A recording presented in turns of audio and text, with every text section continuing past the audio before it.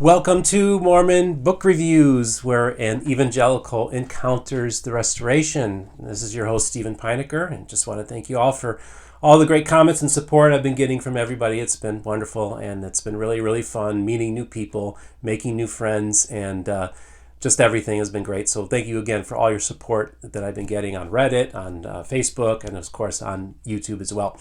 So basically, I'm going to be reviewing a book from the series of essays that that Signature Books has been publishing. It's called their Book of Mormon series, Essays on Mormonism series, and it's an ongoing series.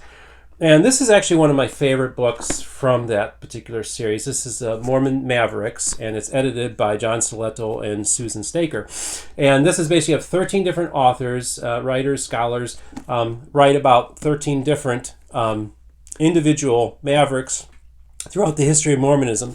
What I like about the book is that basically it just kind of starts from the beginning, from early on, the personal struggle of Amasa Mason Lyman and John E. Page, Apostle of Uncertainty, and then it makes its way all the way to D. Michael Quinn, a modern scholar who was excommunicated from the church but still is a believer.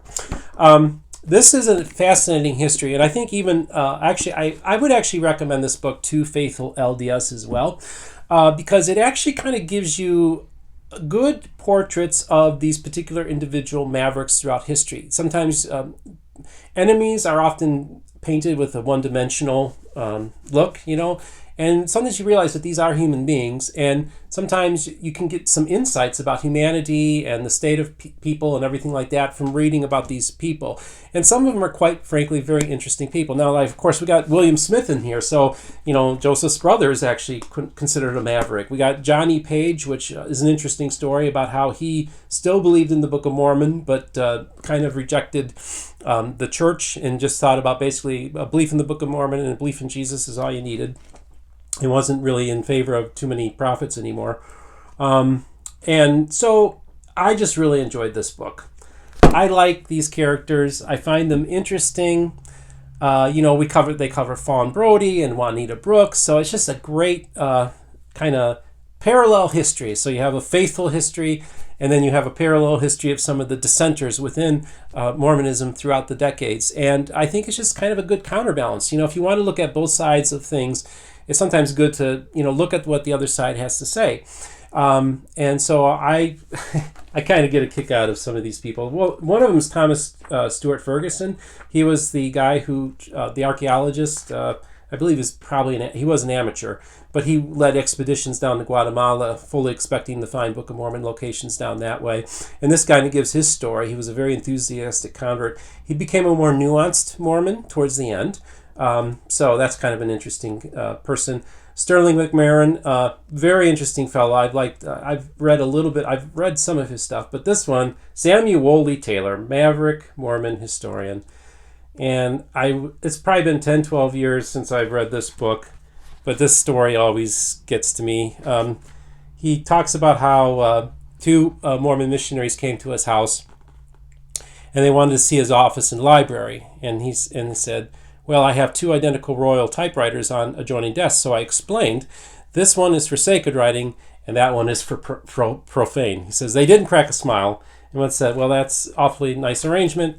He kind of jokes with them a little bit, talks about maybe, hey, your pitch could be you give 10% off the top.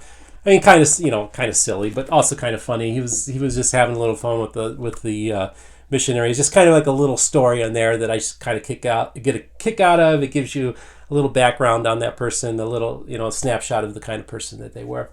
So, like I said, good book. I'm going to give you my official review as well. Mormon Mavericks, Essays on Dissenters. This book is part of the Essays on Mormonism series published by Signature Books. 13 different individuals are profiled by various authors. This book is probably my favorite of this ongoing series. The publisher of this book definitely leans in a more progressive direction, but I do think many faithful LDS members will find these individuals fascinating.